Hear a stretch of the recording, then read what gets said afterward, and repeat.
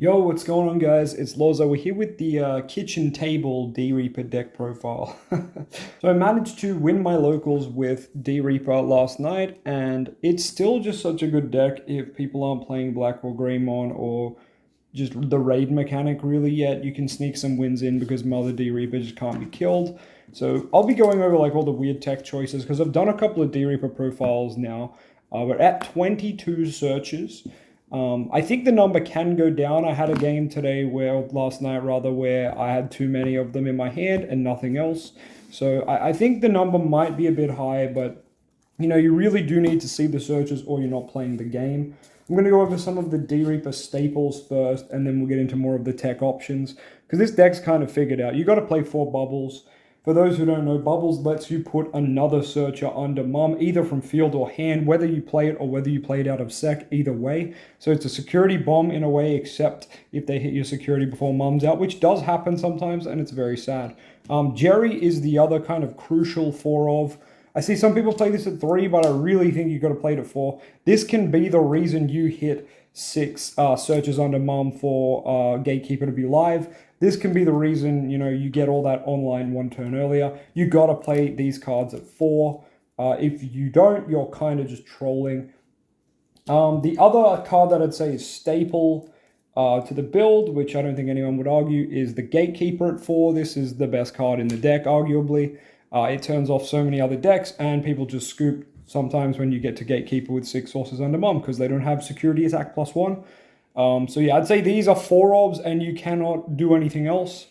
I wouldn't cut these down to 3 at any time. So yeah, I'd say they're the mandatory cards in the deck. I'm just going to talk about X-Antibody real quick. There should be a 3rd copy of this in the deck, but I think I lent them to my friend playing Black War Greymon recently, but before the ban list. So unfortunately, I'm only playing 2, and I do think, like, while you'll brick less on it because it's a 2, I still think this is a 3 of in the deck, because it's just, you speed up that process, as I said, of getting to the Gatekeeper 6 under mom number so much quicker, and it reduces the cost of stuff you're going to play from hand so much quicker. So this is probably a 3 of. I played it at 2 last night, and I definitely didn't see it as much, and I was wondering why, and now I know. I was only playing 2.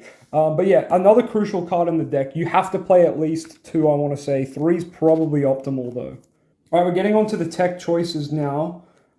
Pendulum Feet, I guess you could still say this is a 4 of, simply because it's a double add. In some games you don't have searches, and you play this out and it can grab you double searcher, which is really nice. It can also just grab you any of the D-Reapers. So obviously, incredible card, grabs you a searcher and any other D-Reaper. I find it's good at 3. I haven't seen anyone play, 4, sorry. I haven't seen anyone play it at less than 4. And you know what, I'll probably keep it that way for a while.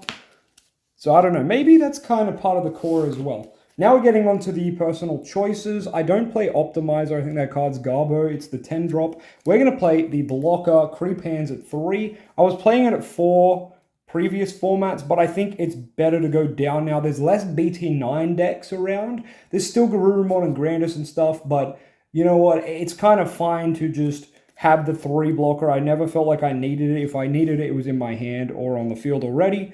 I think 3 was a good number for this, and 2 of the Pilates head. I always go between these. Like if I cut a Pilates, I add a blocker and vice versa. Pilates is kind of like a version of the blocker, but you can do it immediately and it costs 1 more. So you play it to the field, you tap it, and you get to neg something by however many DP this has. It has 3k, but then for every source under mum, it gains a k, every searcher under mum. So you can potentially, kill some big things. It's really good to just slow people down and kill those rookies that annoy you. So those are Psychmons, anything that helps you, doesn't help you, anything that makes you reduce your play costs, or stops you from reducing your play costs. This is what Pilates Head's here to deal with. So this could even go up to 3. This card's actually kind of nuts. Obviously, you can swing it in as well if you have to, but you normally just want to tap it to get rid of an annoying threat. And then we've got the 1 Horn Striker now. Not a lot of people play the Horn Striker. I'm personally a big fan of it. You kind of just use it as your free summon before you go into your Reaper play. And you might think, well, what's the point? Like, I'm going to use Reaper and attack anyway. Sometimes you are so early in the game that you don't have enough searches in the bin for your Reaper to get the enough attacks in. Or sometimes there's going to be like a security bomb in there, And if Horn Striker can be the one to check that security bomb, it's absolutely fine. You don't care. And then you go into your Reaper and start swinging from there. The other thing is some games, you just swing all your bodies in early and you use this as your mini version of Reaper, because maybe you haven't seen your Reaper yet. Maybe, your opponent has no sec left because you've been hitting them with all your Pendulum Feet and Bubbles and stuff. And, they've just low rolled. Cool, you just use Horn Striker for game, like a hybrid almost.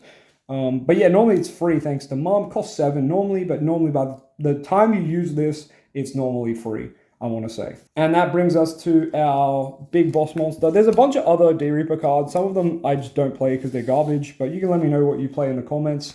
This is a pure white Reaper list. We're not playing any techs like Death X or anything.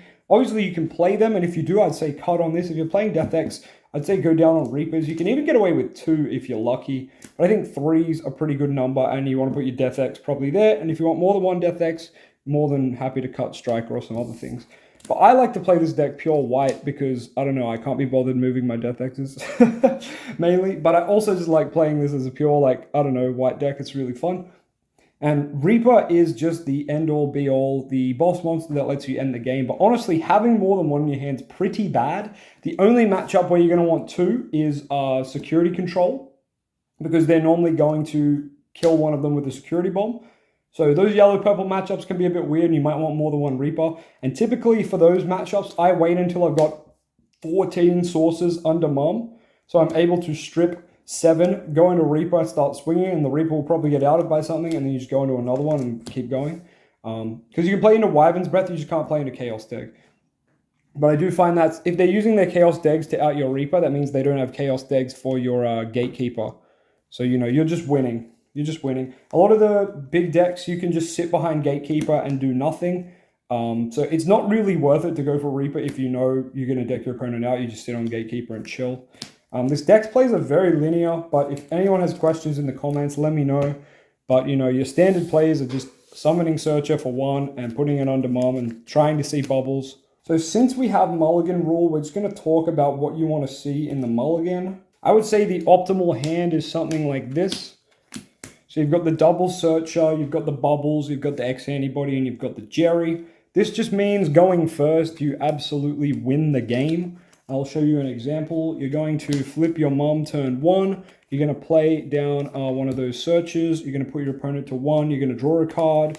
I'm not going to draw for the sake of the video. I'm just going to keep these cards in hand. Next turn, you're going to promote, eat the Searcher. You're going to be able to put that X Antibody underneath. You're going to be able to play a Searcher for 1. That will never pass. And then you're going to use Mom Effect to play Bubbles for a cost of 1, which should pass if they left you at 1. Beautiful. You've got 3 sources under Mom and a Bubbles on field, and your opponent is very far behind, and you've still got Jerry to follow up. I didn't draw any cards there off all the searches, but you'd also have all the draw for turns and the draw for searches. And look, by next turn, I can already play this for a cost of 2, or, I'm going to play down a Searcher, suck it up first, and then play this for 1. So you can see how effective Bubbles and Jerry are early. Obviously, you want to see them, but the good thing is Bubbles can also come out of your security, and that's absolutely fine. And then from there, all you really want to find is your Gatekeeper.